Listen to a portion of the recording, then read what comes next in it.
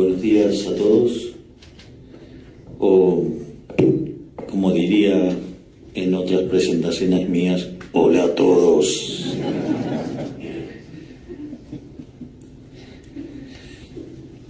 Básicamente, en primer lugar, quiero dar las gracias por invitarme a disertar sobre las características de lo que es el modelo argentino. Y básicamente la presentación tiene 4 partes. Hay una primera parte que tiene que ver con lo que nosotros llamamos la base moral del modelo, y que son los lineamientos sobre los cuales se guía la política en general y la política económica en particular. Una vez que exploramos esto en definiciones, diría, abstractas, planteamos como el contracaso lo que hizo Argentina durante los últimos 100 años y que fue lo que lo hundió. Una vez que uno comprende esta relación, nos encontramos con los datos de inicio y con las políticas que implementamos. Y a partir de ahí damos las explicaciones sobre cómo consideramos que vamos a generar crecimiento económico. En ese sentido, la base de nuestro modelo es la idea del liberalismo, acorde a la definición de nuestro máximo exponente de las ideas de la libertad de toda la historia, que es el profesor Alberto Venegas Lynch hijo, que señala que el liberalismo es el respeto irrestricto del proyecto de vida del prójimo, basado en el principio de no agresión y en defensa del derecho a la vida, la libertad y a la propiedad, cuyas instituciones son la propiedad privada, los mercados libres de intervención estatal, la competencia entendida como un proceso de entrada y salida, no en la idea neoclásica, sino en la idea austríaca, la división del trabajo y la cooperación social. Y este es un sistema, digamos, el éxito, digamos, en lo económico deriva de servir al prójimo con bienes de mejor calidad a un mejor precio. Este sistema, que parece abstracto, la realidad es que aplica a distintos componentes de todas las áreas de la política, y hoy nos vamos a focalizar, digamos, sobre la cuestión económica. Concretamente, lo que voy a hacer ahora es describir cómo ha transcurrido la decadencia argentina, y en eso, básicamente, es mostrar cómo Argentina, digamos, sistemáticamente ha destrozado estos conceptos y cómo sistemáticamente nos hemos alejado del paradigma liberal para, digamos, convertir a Argentina en una catástrofe. Sí, está tremendo ese teléfono, es el mío, ¿no? Te están llamando. Digo, no, les cuento qué pasa. Hemos anunciado que lo iba a transmitir por mi canal de Instagram. ¿Tenés idea? Y siempre hay un imbécil malnacido, porque el que está haciendo esto sabe lo que está haciendo y sabe que está interrumpiendo la charla. O sea, no es que no lo sabe. Pero bueno, Argentina es así, tiene a un montón de cabeza de termos que hacen este tipo de cosas. En algunos casos les decimos cabeza de pulpo. ¿Saben por qué cabeza de pulpo? Porque el pulpo tiene su aparato digestivo en la cabeza, con lo cual la tienen llena de excremento. Así es que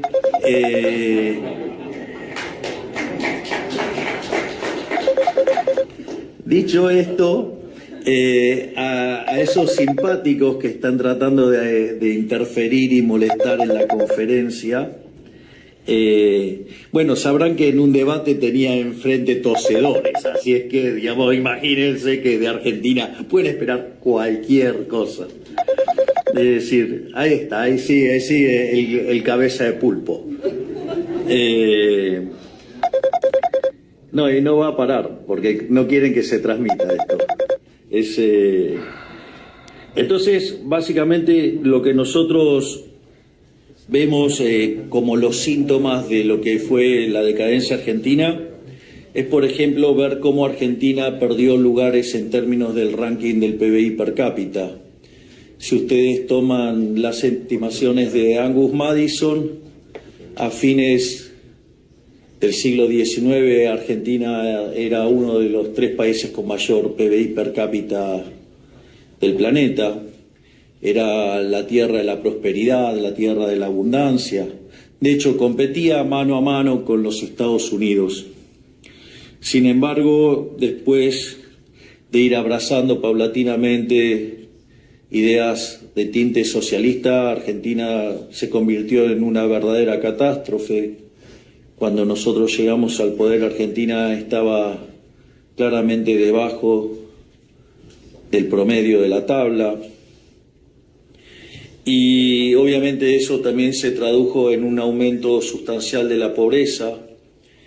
Si bien las cuentas, digamos, oficiales muestran niveles de pobreza ligeramente por encima del 40%, la realidad es que eso es un promedio semestral y que cuando una variable está en tendencia creciente, digamos, si ustedes muestran en diciembre el promedio del último semestre, están subdeclarando la pobreza, no porque se estén mintiendo, sino por una cuestión simplemente metodológica de los promedios.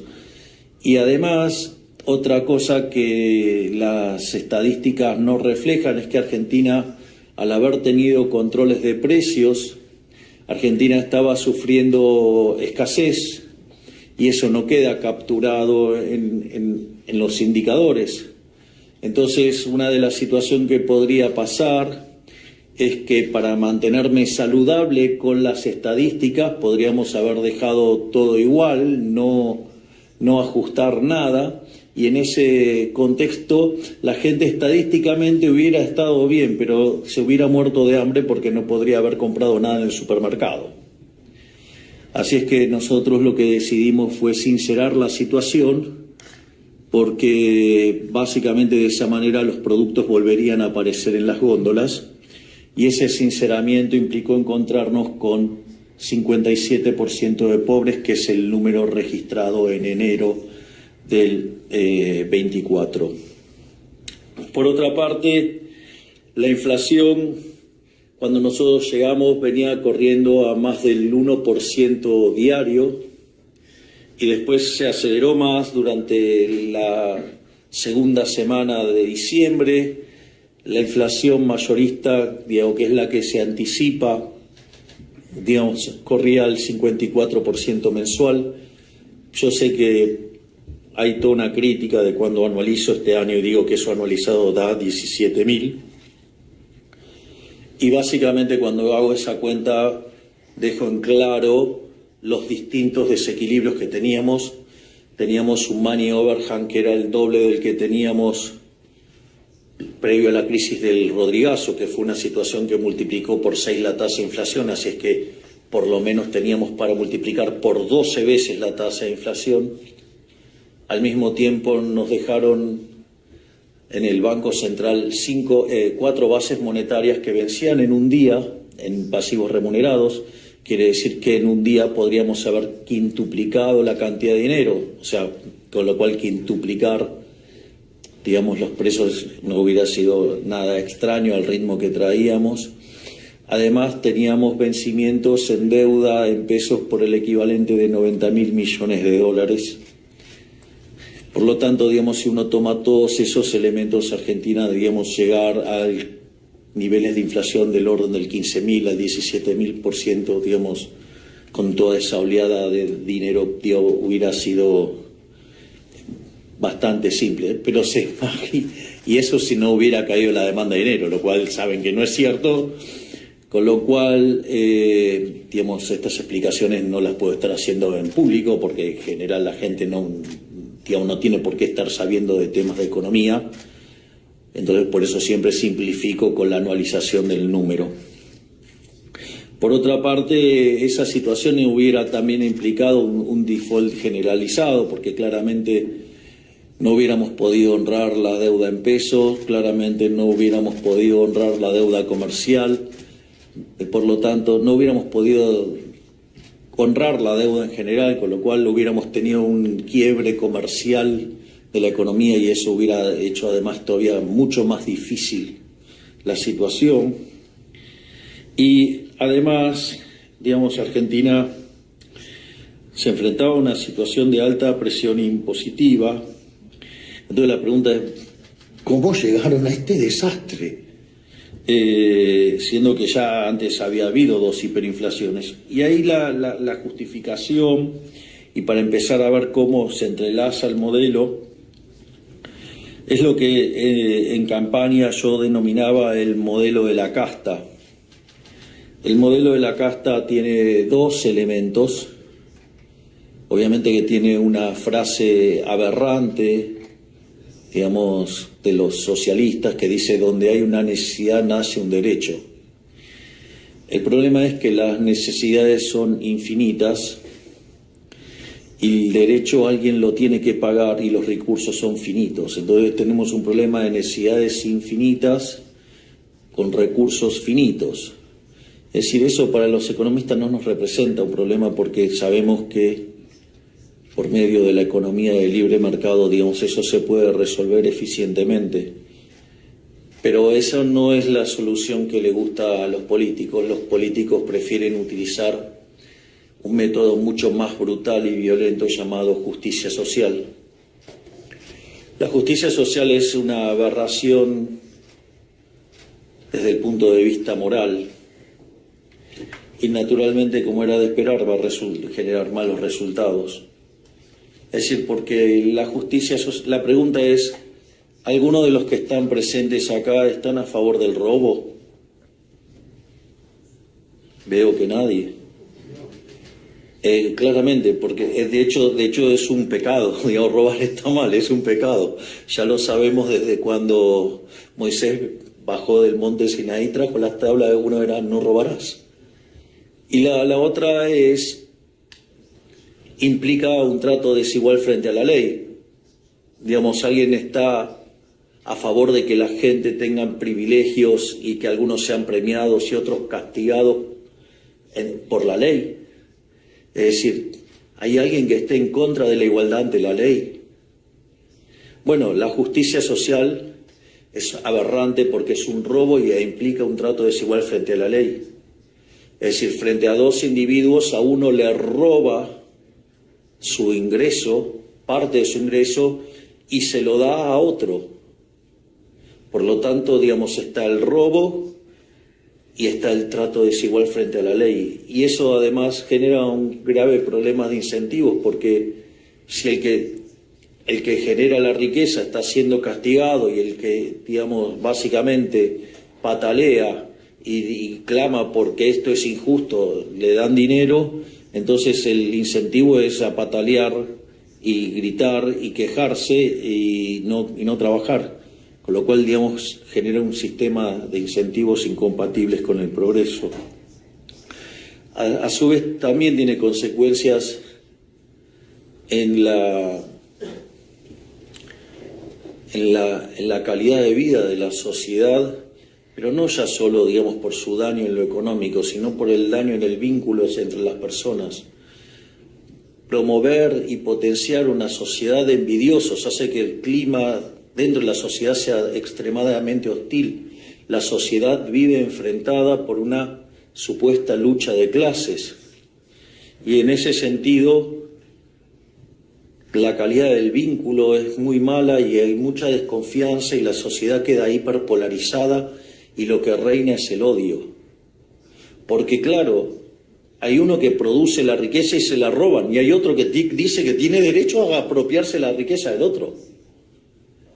Entonces es como si se viviera en una guerra permanente. y todo, digamos, por adherir a mala teoría económica. Es decir, como decía Hayek, si los socialistas entendieran de economía no serían socialistas. Es más, yo les diría que la verdad es que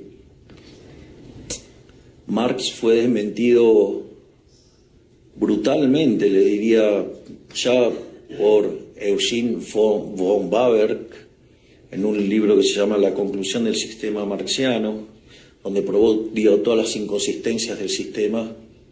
Marx ya se había dado cuenta cuando Menger presentó los principios de economía política. Y no solo eso, sino que además, después eso fue vapuleado por Mises en el libro Socialismo, explicando que el socialismo no podía funcionar por el problema del cálculo económico. Hayek demostró, digamos, en Camino de Servidumbre, digamos, cómo las intervenciones derivaban en ese sistema siniestro.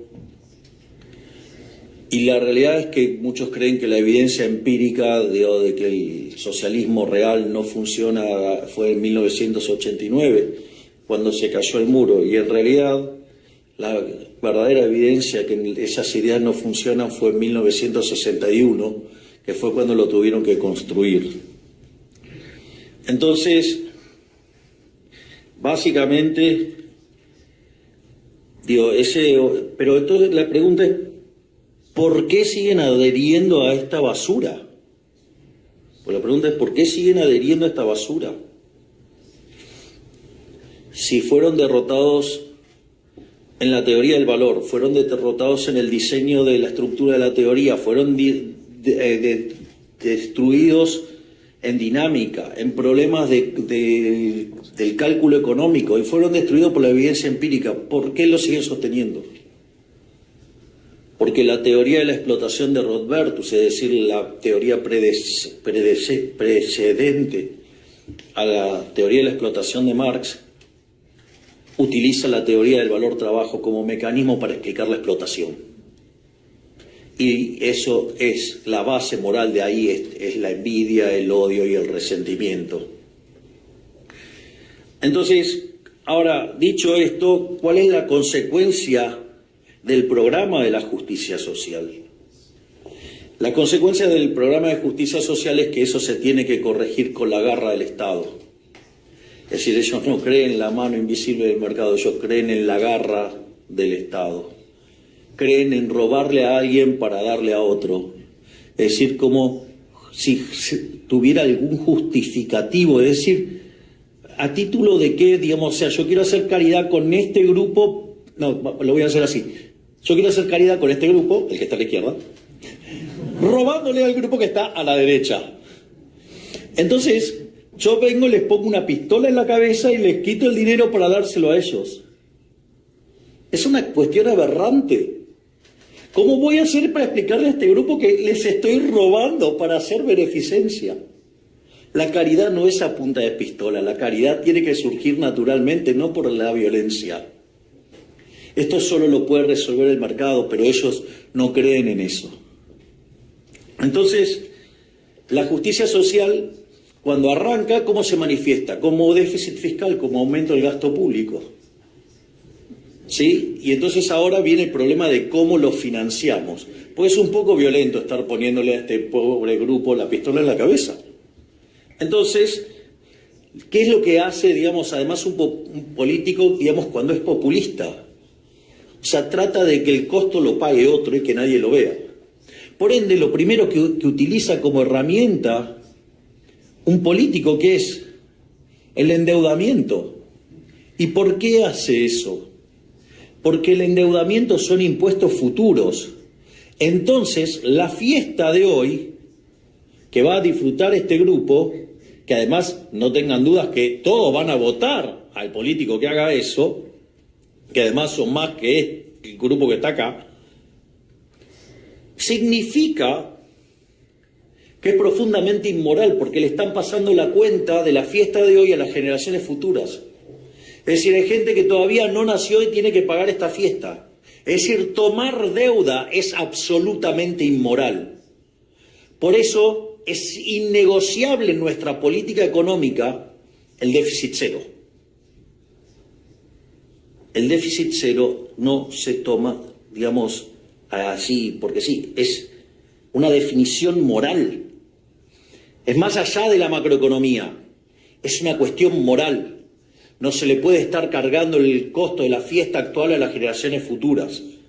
Y de hecho, todos saben, nosotros estamos trabajando en un programa, digamos, para conseguir nuevo financiamiento, pero ese financiamiento es para repagar la deuda que tiene el Tesoro con su máximo acreedor, que es el Banco Central. De modo tal que los acreedores del Banco Central, los tenedores de pesos, salgan de la estafa de los distintos gobiernos que iban y se robaban las reservas del Banco Central, vulnerando la calidad de los activos que respaldaban ese pasivo llamado pesos.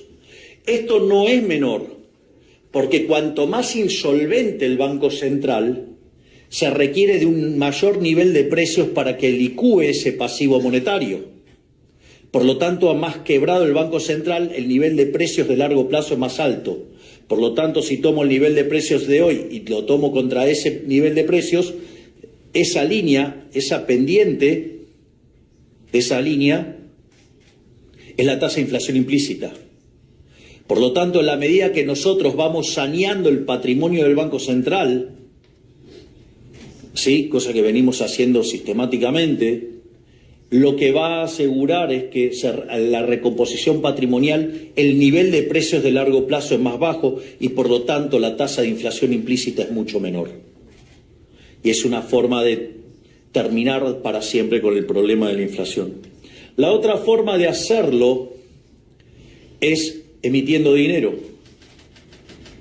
Y emitiendo dinero justamente generamos inflación. Digo, durante muchos años en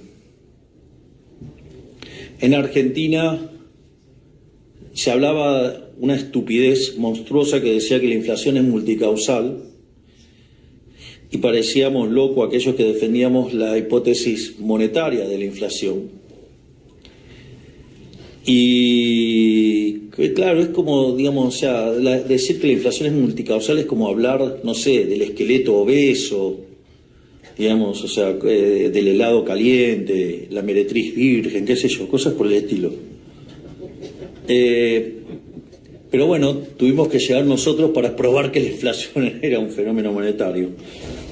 Pero esa inflación en el fondo termina siendo un impuesto, y es un impuesto sobre los sectores más vulnerables. De hecho, una de las cosas que nosotros estábamos convencidísimos es que bajando la tasa de inflación íbamos a bajar la pobreza. Y efectivamente, en la frecuencia mensual la pobreza cayó del 57% al 33%, es decir, bajó 24 puntos porcentuales, es decir que en poquito más de un año, o sea, en 13 meses, sacamos de la pobreza a más de 10 millones de argentinos. Vaya que era importante defender la naturaleza monetaria de la inflación.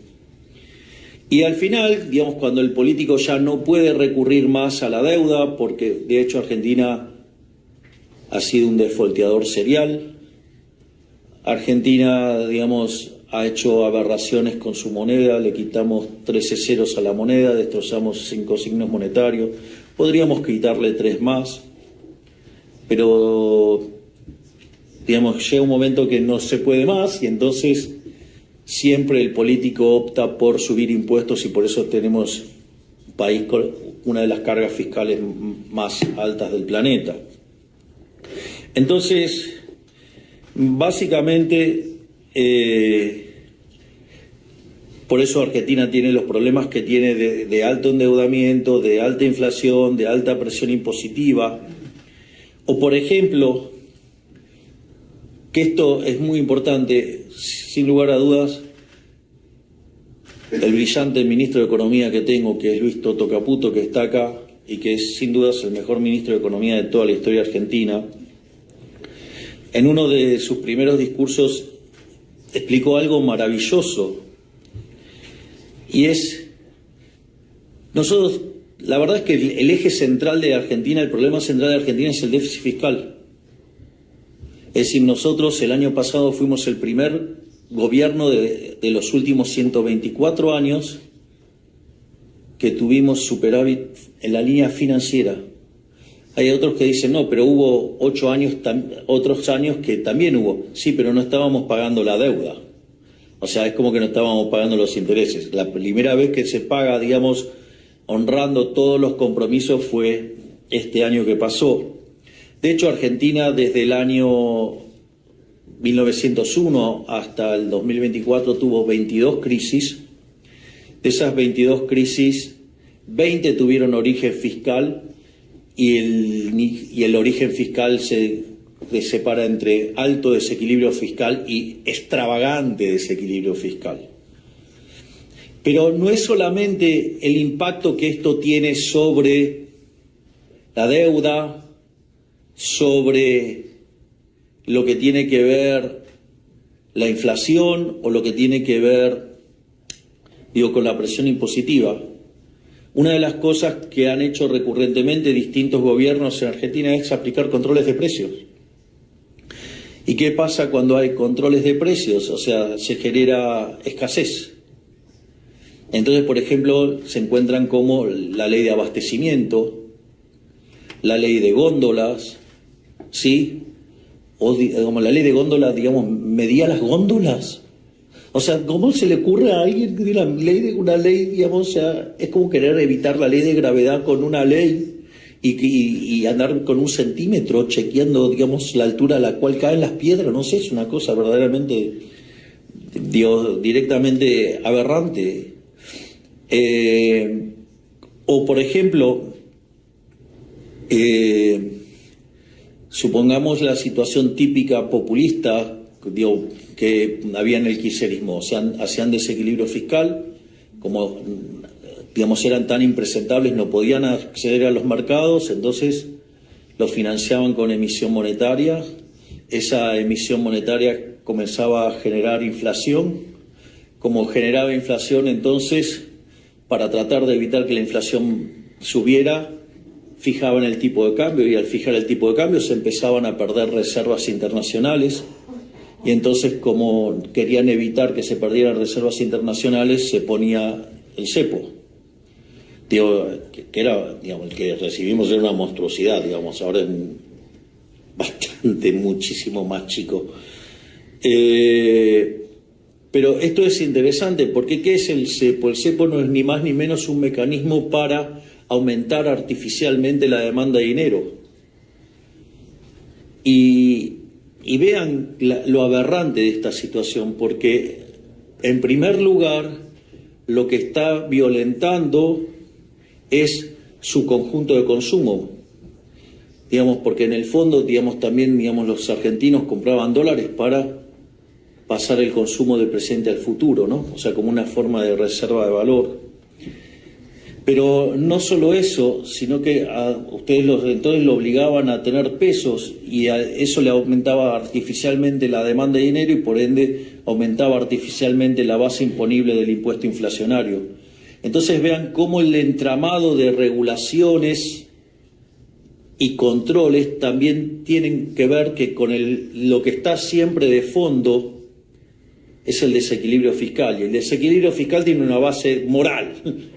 Por lo tanto, en ese sentido, nosotros al momento de llegar, entonces nos encontramos con un déficit fiscal consolidado de 15 puntos del PBI, o sea, 5 puntos en el Tesoro, 10 puntos en el Banco Central, que generaba emisión endógena. Es decir, aun cuando hubiéramos cerrado el desequilibrio fiscal, esto también lo explicó el ministro Caputo en una de sus entrevistas recientes de manera brillante, es, aun cuando hubiéramos puesto las cuentas fiscales el primer día, tal como lo hicimos, porque en el primer mes pusimos las cuentas fiscales en orden, y lo más interesante es que aún así no hubiéramos evitado la hiperinflación, porque teníamos 4 bases monetarias venciendo un día. De hecho, si hubiéramos seguido la recomendación de subir la tasa como nos estaban sugiriendo, básicamente se hubiera convertido en una pelota inmanejable, en una bola de nieve, y la hiperinflación hubiera sido un dato. Al margen de, como decía, teníamos vencimientos de deuda en pesos por el equivalente de 90.000 millones de dólares, teníamos deudas con el exterior por 25.000 millones de dólares y caído el acuerdo con el fondo. Además, teníamos reservas internacionales negativas netas por el orden de 12.000 millones de dólares. Además, el gobierno anterior, no solo que durante los 4 años emitió 28 puntos del PBI de dinero y 13 lo hizo durante el año electoral, sino que además creó un mecanismo monstruoso llamado CIRA, que era para tener permisos de importación. Entonces eso le permitía acceder a dólares al tipo de cambio oficial. Qué casualidad, pero el tipo de cambio, digamos, o sea, era el triple, había una brecha del 200%. Es decir, una verdadera estafa. Y además, además teníamos deudas pendientes de dividendos por 10.000 millones de dólares y ya les había contado cómo venía viajando la inflación. En ese sentido, nosotros desde el primer día decidimos hacer un programa de shock y ahí la idea era alcanzar el déficit cero a lo largo del año 2024. Nos decían que era imposible porque no se podía ajustar más que un punto del PBI, que la política no dejaba hacer eso y no sé cuántas más cosas. Y la realidad es que gracias al excelente trabajo del equipo del ministro Caputo, en el primer mes de gestión alcanzamos el equilibrio financiero. A pesar que en el mes de enero nosotros pagamos intereses, el ajuste original fue de 7 puntos del PBI y 2 puntos del PBI los utilizamos para dar contención en la parte social. Y después de 6 meses limpiamos también el balance del Banco Central, o sea, completando un ajuste fiscal de 15 puntos del PBI. Aquí también fue muy importante la enorme tarea del presidente del Banco Central, Santiago Bausili, y el secretario de Financiamiento, Pablo Quirno, que conforme íbamos sosteniendo el equilibrio fiscal con el correr de los meses, nos permitió ir recuperando los mercados de deuda y nos permitió ir sacando esa deuda que estaba dentro del Banco Central y llevarla para el Tesoro, porque en realidad esa deuda siempre había sido del Tesoro y que básicamente lo que hacía el gobierno anterior utilizaba artilugios para colocarle bonos al Banco Central y entonces el Banco Central emitía y después los esterilizaba por otro lado y entonces aparecían esos pasivos remunerados enormes que generaban un déficit cuasi fiscal de 10 puntos del PBI. Pero conforme fuimos estabilizando la economía y mostrando solidez fiscal, permitió que se rearmara una curva de pesos y sacar esa deuda del Banco Central y llevarla donde verdaderamente tenía que estar, que era en el Tesoro. Y en 6 meses logramos hacer eso, con lo cual hicimos este ajuste.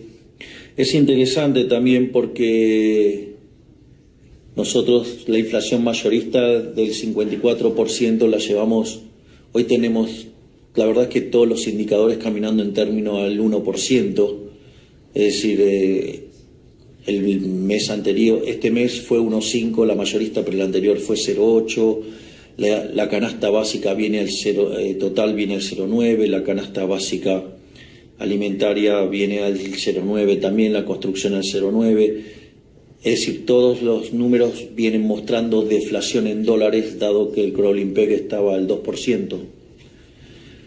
Es más, si uno toma bienes también, digamos, en el IPC está al 1,5, es decir, todos vienen claramente debajo del 2% del crawling peg más inflación americana.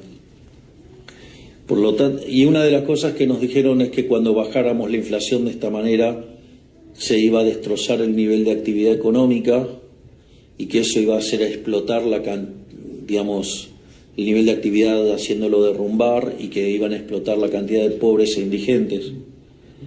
La realidad es que cuando uno mira otras experiencias históricas, ajustes de la mitad del que hicimos nosotros han generado caídas del PBI del 15%. Nosotros en la frecuencia trimestral teníamos un PBI con un arrastre estadístico de 2,8 negativo y acorde a los últimos datos es probable que en la frecuencia trimestral termine con una caída menor al 2%. Eso quiere decir que hubo expansión durante el programa y efectivamente eso es real, porque si tomo los datos del PBI en frecuencia mensual, que es el estimador mensual de la actividad económica, entre diciembre y diciembre el PBI argentino creció 4%. Es decir, hicimos el ajuste más grande de la historia, bajamos la inflación y además fue expansivo. Creo que los libros de economía sobre ajuste fiscal deben tener un lugar reservado para la tarea que ha hecho este hombre, Luis Toto Caputo. Pero como mencionaba, no solamente eso, sino que el desempleo no aumentó, estamos creando puestos de trabajo, algo que Argentina no hacía desde el 2011, sino que además los salarios en dólares básicamente se triplicaron, los formales, y la pobreza, ha caído de niveles del 57% en la frecuencia mensual al 33%, sacando de la pobreza a 10 millones de argentinos. Además, sobre esto quiero hacer una nota al pie de página que me parece muy importante al estar en esta institución. Recurrentemente, durante mi camino hacia la banca de diputado nacional y mi camino hacia la presidencia, he citado hasta el cansancio un trabajo de esta institución sobre la ineficiencia del gasto público, que mostraba que la peor zona del mundo era América Latina y que el peor de todos era Sor Juana Inés de la Cruz, Argentina.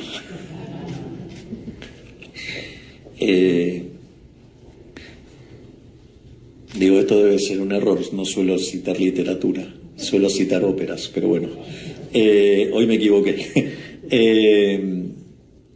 Pero en ese sentido Argentina tenía ineficiencia técnica, por el equivalente a 7 puntos del PBI.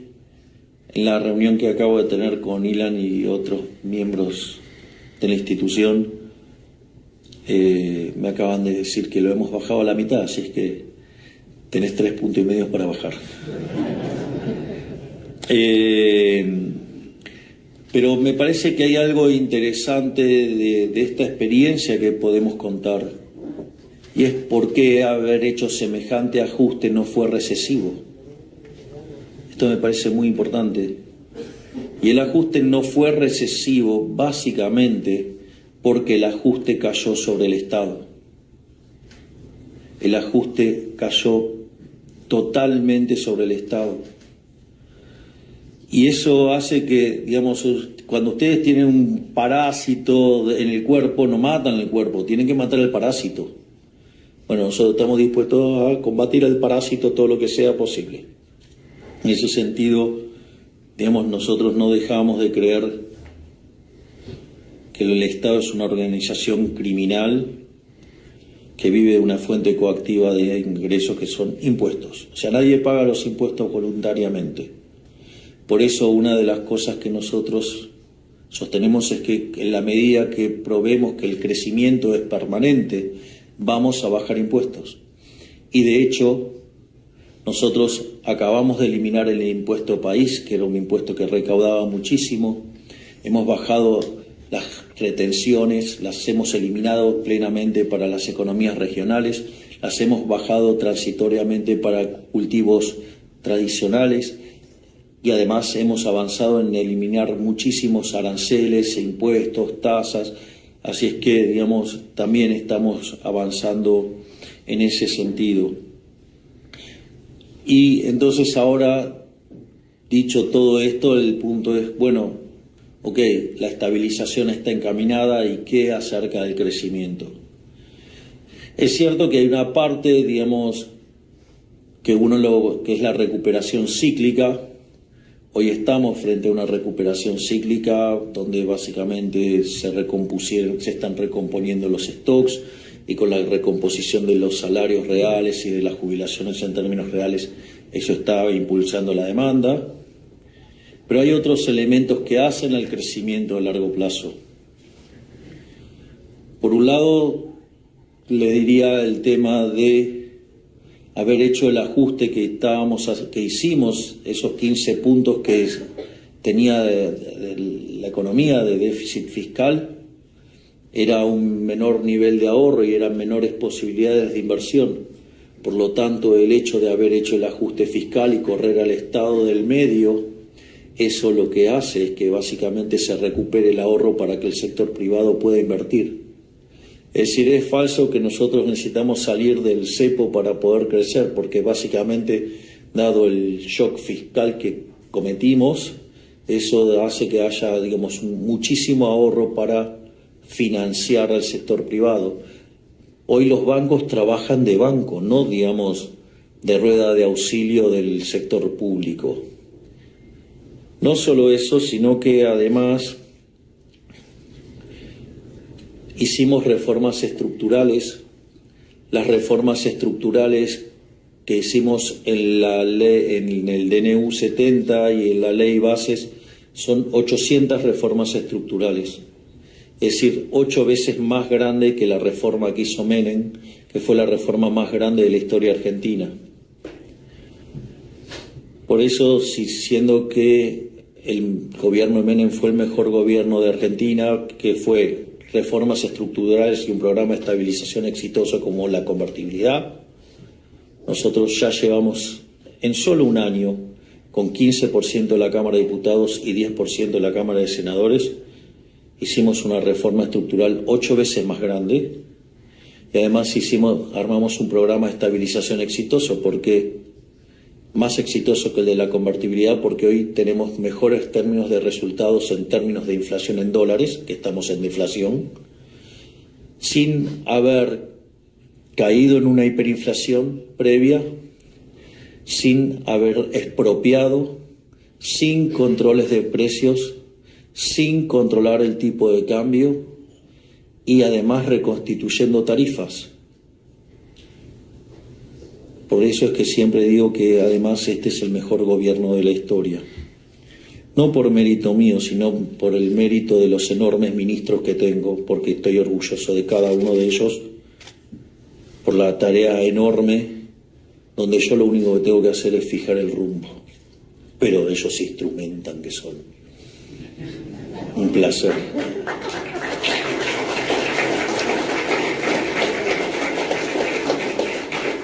Dicho esto, pero todo no quedó ahí. A partir de mitad de año se incorporó en el equipo de manera explícita el doctor Federico Sturzenegger y creamos un ministerio de la desregulación. Y bueno, Federico está teniendo un proceso parecido al que tiene Toto conmigo, digamos que tenemos una relación simbiótica. Con Federico está pasando lo mismo.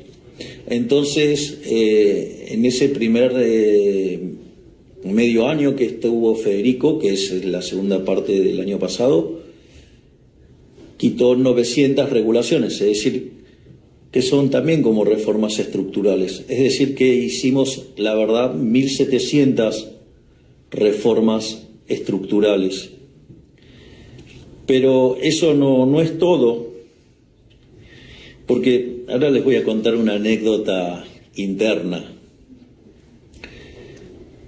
digamos, Federico está implementando lo que se llama el Plan Motosierra 2.0, que es empezar a ir a las cuestiones, ir a hacer ahora otra reforma del Estado. Recuerden que nosotros asumimos, había 18 ministerios que en realidad eran 24 y los llevamos a 9, ahora somos 8, y queremos achicar más secretarías y más dependencias. Y entonces me viene la primer quincena de enero, le di vacaciones a todo mi equipo, entonces regresaron todos en la segunda parte de enero, y en los primeros días de febrero el ministro Sturzenegger me vino a visitar a la residencia de Olivos. Y entonces él me manifestó que estaba sumamente preocupado por la lentitud con la que estábamos actuando, y entonces, por ejemplo, él me sugirió cómo redefinir algunas áreas de legales para darle más dinamismo y agilidad a las reformas. El argumento de Federico, digamos, siendo un ministro que me da alegría todos los días, con todas las cosas que le rompe al Estado, entonces dije, digamos, qué desconcentrado estuve, que no tomé conciencia de que estaba teniendo pocas alegrías. Entonces, ¿qué hice? Hice la cuenta de cuántas desregulaciones hizo en 2 semanas. 2 semanas, ¿eh? ¿Cuántas creen que hizo? Estaba enojado porque la cosa estaba empastada. 65. Ustedes se dan cuenta que en 15 días quitó 65 regulaciones y decía que vamos lento. Es decir, ¿cómo no voy a estar feliz con mis ministros? Son todos una máquina de ganar libertad económica todo el tiempo. Y esto les aviso que va a continuar. Hay algo que muy lindo, que es el decreto 125, que acaba de salir en unos días, donde se insta a los distintos ministerios a armar un digesto. Esto es una obra de arte. Ahora cuando lo vean van a ver el shock. Argentina tiene 42.000 leyes, ¿es así, Manuel? ¿O 47.000? 42.000 leyes, 70.000 decretos y 220.000 resoluciones circulares. Obviamente que resoluciones circulares la pueden eliminar un ministerio, el decreto lo tengo a tiro de decreto, y algunas leyes por la ley bases y por el DNU la puedo sacar yo por facultades especiales. Entonces nosotros, ¿qué es lo que estamos proponiendo? Es que cada ministerio haga un digesto de lo que usa. Y adivinen qué vamos a hacer cuando tengamos el digesto, que tienen 30 días para hacerlo. Todo lo que no está en el digesto se elimina. ¿Por qué? Porque ustedes se van a encontrar que hay cosas que uno ni siquiera sabe que está, solo sabe que está el beneficiario. Por ejemplo, es muy interesante lo que nos pasó con la chatarra. No se podía exportar chatarras. Entonces estaba prohibido exportar chatarra, claro, entonces, pero la chatarra tiene un precio. Entonces esa chatarra quedaba en el mercado doméstico y el precio de la chatarra caía y estaba muy barata. Claro, eso beneficiaba a una empresa. Bueno, digamos, y perjudicaba a todo lo que tenía la chatarra. Digo, parece que eso no es algo en favor de la libertad. Entonces, ¿qué hicimos? Eliminamos esa regulación. Obviamente que ahora la chatarra tiene un precio de mercado, pero bueno, la empresa que se perjudicó es una empresa muy grande, es un grupo económico muy grande, y sacó a su ejército de conochantas a pedir devaluación y tratar de desestabilizar el programa económico. O, por ejemplo, no sé, el problema de un exportador de sandía. Quería exportar sandías, watermelon, o sea, por el, digamos, o sea, Porque no sé cómo se le dice en otros lugares. Sí, ya sé, ya me extendí más, pido perdón. Pero me resulta divertido, me quedan 3 o 4 cosas y ya termino. Pero quería dar ejemplos divertidos. Juro que este es el último ejemplo que doy, termino con lo que tengo que terminar. Entonces, este señor quería exportar sandías a Paraguay y tenía un acuerdo con el empresario de Paraguay para exportar las sandías. Pero sucede que las regulaciones argentinas le decían cómo tenía que exportar las sandías y el empresario paraguayo no le servía de esa manera, le servía de otra manera. Entonces, ¿qué tenía que hacer este hombre? Tenía que hacerlas como le autorizaba Argentina, las subía en el barco, adentro del barco le cambiaba todo el formato para que lo adaptara como lo necesitaba el empresario paraguayo y así llegaba. Una ineficiencia total. Levantamos esa regulación y obviamente que algunos kiosquitos en el medio se cayeron y algunos se enojaron, pero digamos los productores de sandía están felices ahora. Y los paraguayos también, porque ahora además la reciben más barata. No solo eso, seguimos avanzando en lo que tiene que ver con la reducción de impuestos y hay después dos temas más que quiero señalar. Uno es el tema cómo nosotros hemos cambiado el paradigma de la asistencia social en Argentina. Nosotros no tenemos, no sé, el ministerio de, no sé cómo se llamaba antes, digamos, pero todos esos nombres, procurros, sí, por eso, bienestar social. Ay, se imaginarán cómo me suena, por eso no me salía el nombre. O sea, esas cosas están negadas en mi cerebro. Nosotros decidimos crear el Ministerio de Capital Humano. El Ministerio de Capital Humano tiene toda una connotación en términos económicos y en términos sociales. En términos sociales es, no te voy a regalar el pescado, te voy a enseñar a pescar. Y si tenés una empresa, digamos, que saca pescado, mejor todavía. Digamos, y básicamente lo que hace es dar asistencia y cuidar, digamos, de aquellos menos favorecidos en la familia, por eso hay un área de niñez y familia para dar contención cuando nacen, y eso se liga, digamos, a la salud, se liga con la educación y se liga con el trabajo, para que las personas recuperen la dignidad de poder ganarse el pan con el sudor de su propia frente y no robándoselos a los otros. Es decir, y esto está haciendo una revolución, digamos, no solo porque está funcionando la política social, que ha dado contención en el momento más complicado del ajuste, además de que le hemos quitado los robos a los piqueteros y a los gerentes de la pobreza, sino que además le estamos devolviendo la dignidad a los sectores más vulnerables y dándole herramientas para que puedan salir de esta miseria. Es decir, que es un ministerio que cuando sea plenamente exitoso y llega a su máximo punto, desaparece. Y el otro es el ministerio que lleva adelante el doctor Sturzenegger. Y básicamente el eje central es que si ustedes miran la historia de la humanidad, al menos desde el año 0 de la era cristiana, el PBI per cápita subió aproximadamente 50% entre el año 0 y el 1800, pero desde el 1800 en adelante, mientras que la población se multiplicó por 10, el PBI per cápita lo hizo por 15 veces, hasta el año 2023, que es el último dato que hay de las series de Angus Madison. Entonces, en ese sentido, la pregunta es que la contracara de eso son rendimientos crecientes.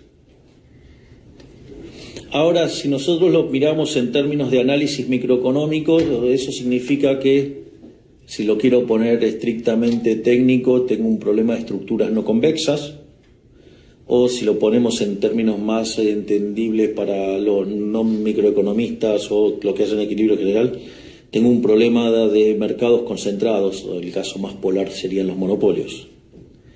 Y el problema radica en que cuando yo regulo los monopolios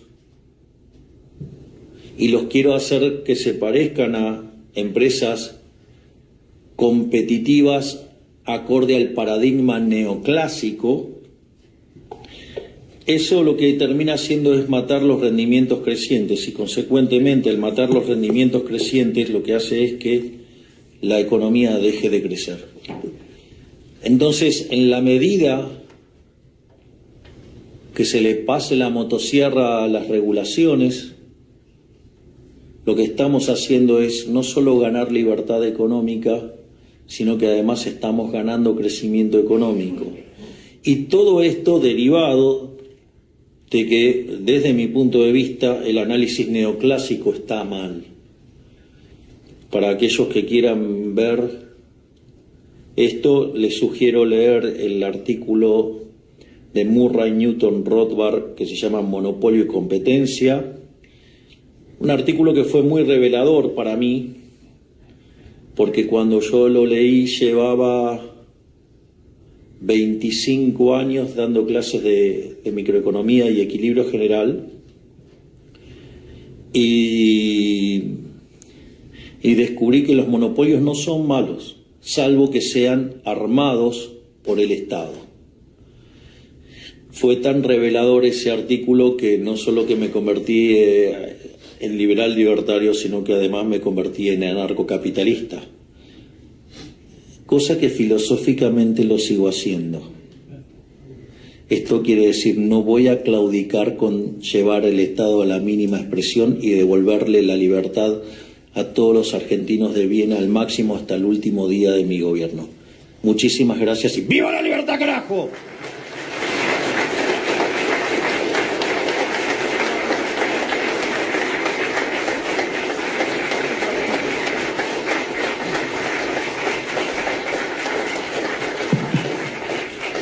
Muchas gracias, presidente, y nos divertimos mucho. Esto seguro con los ejemplos, con la sandía, con el pulpo. Yo pensaba que el pulpo era el que tenía muchas manos y que lo ibas a usar para el Estado. No, eso pero también. Estás usando para... Le voy a dar más aplicaciones. Pero lo importante acá es pensar cómo este caso lo podemos nosotros acá en el BID utilizar para las conversaciones que tenemos con nuestros 26 países. Una consolidación fiscal, un ajuste fiscal que sea expansivo, un ajuste que tenga desregulación, que simplifique y que le dé las condiciones a que el sector privado pueda entrar. Y el último punto es cómo hacer para que de verdad tengamos un crecimiento sostenible. Porque cuando hablamos con los jefes de Estado y les decimos vamos a hacer un ajuste de 5, 6 o 15%, pues me dicen, pero no sobrevivo. Y justamente nos dicen, bueno, pero vas a ser expansivo y vas a crecer a largo plazo. Entonces la pregunta, ¿cómo yo le respondo al jefe de Estado para que sepamos que el crecimiento del sector privado va a venir? Bien. El primer punto es, el ajuste no tiene que caer sobre el sector privado, tiene que caer sobre el sector público. La magia está ahí. Segundo, esto hay que tener convicción. Yo, digamos, le voy a contar lo que pasó en la primera reunión de gabinete. Yo ya, digamos, había acordado con el ministro Caputo que íbamos a pasar la motosierra impiadosamente sobre el sector público. Y en ese contexto teníamos planeados también los mecanismos de contención social y demás para la transición. Entonces, cuando fuimos a la primera reunión de gabinete y planteé los lineamientos, al fondo de la reunión estaban todos los abogados y me dijeron, eso no se puede hacer. Bueno, entonces yo le dije, hacía como 40 grados, no sé cómo sería en Fahrenheit el equivalente, pero hacía mucho calor. Y entonces le dije, y la pregunta es, si voy a la esquina y se lo pido al heladero, digamos, ¿cuál es la respuesta que me va a dar? No se puede. Así que le dije, la verdad es que no me interesa lo que me digan ustedes, y la única respuesta que acepto es que me digan cómo hacerlo. Es decir, porque para que no se puede, digo, cualquiera me contesta no se puede. Y eso creo que cambió la forma en la que los ministros empezaron a ver la situación.